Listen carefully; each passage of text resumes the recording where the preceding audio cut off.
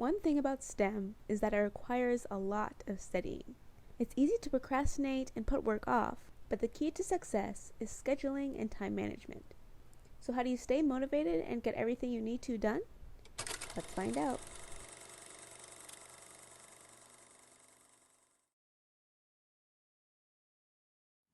Hello everyone, welcome to The Scene in STEAM. My guest for this episode is David Reid. David, I'm so excited to have you today. Thank you so much for having me, Jade. I love being here. Absolutely. So David, like the rest of us, you have a lot of going on. You have clubs, you have leadership positions, you have studying, which takes up a huge chunk of time. Yeah. And you told me how much you like planning things out, like making lists for everything to make sure you know what's going on. Yeah. How much do you think like knowing what's happening from day to day or week to week or even like months in advance has helped you with your success or helped you with your schedule in general? Yeah. So it's definitely a big learning curve from the time I first started college to now. I came in not knowing very much about how to study or how to make a plan or how to know, what's going on in your life or anything like that, because I never had too many moving pieces in my life. But when I started school and I had different things I had to focus on and different opportunities and things I wanted to look into, I had to sort of start taking time to figure out where I was going to be and when I was going to do stuff, because the time just kind of comes and goes, Right. So the biggest help for my life specifically this semester has been Google Calendar, just like having something where I can see, okay, this is what I'm supposed to be doing at this time, and this is where I'm supposed to be, and this is what things are happening. It just kind of helps keep me balanced a little bit, so I don't feel like I'm just aimlessly floating through life day to day or week to week. Just to kind of know where I'm supposed to be or what I'm supposed to be doing gives me like a sense of grounding, so I feel better about the progress that I'm making day to day. Got you. Yeah. So like what do you do when that progress is, not going quite according to plan, or when on your schedule, like, oh, I'm supposed to be here, but you haven't like done everything on your list yet. Yeah. How do you like remedy that? Yeah, that actually happens quite a bit, to be honest. And in general, I'm a very flexible person, or at least I try to be. And so whatever plan I have is always something that's amendable. I can always, make changes to what I'm supposed to be doing or where I'm supposed to be at, so that when things come up, I can sort of maybe fit something in here or change something in there. But if I don't have a plan at all, it makes it kind of difficult to visualize where I'm supposed to be able to fit additional things in. And when I'm not making the progress that I want to be making, whether it's in school or doing student government or whatever, I just have to kind of recenter myself, and maybe I'll have to switch something up by a couple hours or move something down a little bit or cancel something that I thought I was going to be able to do. But when I have a plan, at least I'm able to sort of see where I can fit things in and what kind of things I could drop or add or anything like that. It just makes it easier for, because life happens. It makes it easier to sort of roll with the punches when you have a little bit of a map to what's supposed to be going on in your life. True. It's definitely, because life is sporadic. Yes. And, sometimes you make a list, you're like, oh, I have everything planned out. And then one thing you happen to be like, well, what do I do now? Yeah. But, it's good to be flexible. It's good that you are flexible.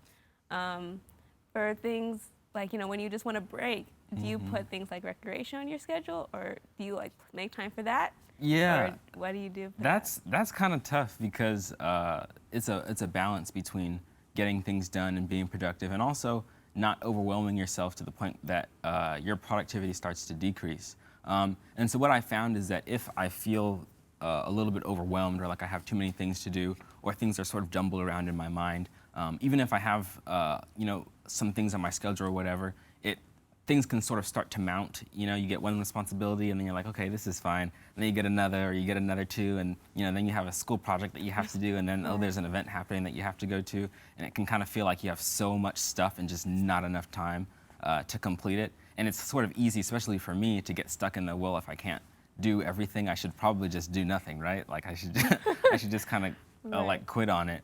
But what I started doing is, when I feel sort of overwhelmed with what I have going on, I'll just make a very simple list, like a basic list of, I need to do this, I need to do this, I need to do this. And once you sort of see it maybe written out, I just use my phone, I'll go on my notes app or something like that. It's kind of easier to visualize, okay, I just need to, it feels like a lot in my head, but when I actually see it in a list, it's maybe like 7 things, you know? Right. And you can sort of just like check one thing off, check the next thing off, check the next thing off. And maybe you can't get to everything, but at least you know this is what I've completed, this is what I haven't completed, and this is the progress I was able to make in this amount of time. So it sort of narrows it, so it's not so just like explosion in your brain. Right. It can be a lot. And I see you with your list on Instagram. You like post them. I'm like, today. Yeah, this. it's an accountability thing, you know. Like Yeah. if I say, oh, I'm gonna try to commit to it, you know. At least for me, I can be like, okay, I have to get these things done now, because now it's all out in the world. I have to, I feel you know, that. gotta get something done, you know. Especially on days where I have a lot of unstructured time, like on Sundays. I don't have too many responsibilities or scheduled things happening. And so it's really easy for me to waste time. I am an amazing time waster, an amazing procrastinator. I'm so good at it. So I have to really put a little bit of focus into something if I'm going to get anything done at all. Right. So having some sort of list, some sort of accountability is necessary for me if I'm going to do anything really. So, okay, so for you, your accountability comes through, okay, everyone can see this, now I have to do it. Yeah. Would you recommend, like, people, you know, some people have, like, accountability partners, like, other ways. What are other ways, like, you think people who, like you and like me, are very good at procrastinating, very good at, like, oh, I'll do it tomorrow. Yeah. Oh, I'll do it later. What are ways, like, they can get accountability for their own, everything that they have to do? I think if you, for different activities, I think you may need something different. I'm studying for the MCAT right now, and so having a person or a group of people, and I have a couple of different groups of people who are doing the same thing that I'm trying to do, and being able to connect with them and be like, here's where I'm at, here's what I've got going on. Just kind of discourse about it and explain, you know, how you're progressing or how you're not progressing can just be a little bit, take a little bit of the weight off. You know, you feel like you're a little bit less alone in all the things that you have to do. And so having some sort of accountability group or partner or somebody can be really helpful, especially if it's somebody who's doing the same thing that you're doing or trying to get to the same place. That's sort of like a comfort in that way. And also, if you are struggling with just like starting something, even if it's something small or something big, I find that sometimes in my head I think things will take longer than they actually do. You know, like for the longest time I put off writing this essay I had to do for this scholarship, and it really only took me about 20 minutes to do. But in my head I was just thinking, oh man, it's gonna, you know, I'm gonna have to think so much about it. I'm gonna have to, you know, look at all the different requirements and stuff like that. Right. And so you get overwhelmed in the details without focusing. You know, I actually, you know, I'm capable. I can do this, and it's not gonna take me very long. That's a good point, because I feel like the hardest part sometimes is just starting. And once you start, you're like, okay, this is not so bad. But like we procrastinate because we're afraid of like the stress that it's bringing, and not necessarily the work. So that's a good point. And you also brought you're studying for the MCAT. Yes. So first of all, kudos to you. That is no easy feat. No easy. I know you know it very well. Firsthand. Yeah. Honestly, it's because it's a huge, daunting task, and everybody knows it's super hard, and all everybody ever talks about is how difficult it is. Yeah. It can be very, very intimidating to even begin. So I think I don't know if I have any specific advice on how to take that first step, other than just do it. Just say, I'm gonna start today, and you just have to just start. And once you start, things may not be, they may not get easier, the actual things you're doing, but day after day after day, actually beginning each day gets a little bit easier if you just start on the first day. So when I was planning for how I was going to study for this test, I made a separate calendar, separate from my Google Calendar, of my timeline for when I start studying to when I take the test, and all the things I have to get done in between. And so week by week, I have a few different things I'm supposed to do for each week, and I just go through my list and take the time I have allotted for studying and just do it. And I had, you know, set dates for when this is supposed to happen and this is supposed to happen. And sometimes things get overlooked, things get missed. You know, you run out of time to do something. You know, I got COVID like a couple weeks ago, and I was a little bit behind, and so it was.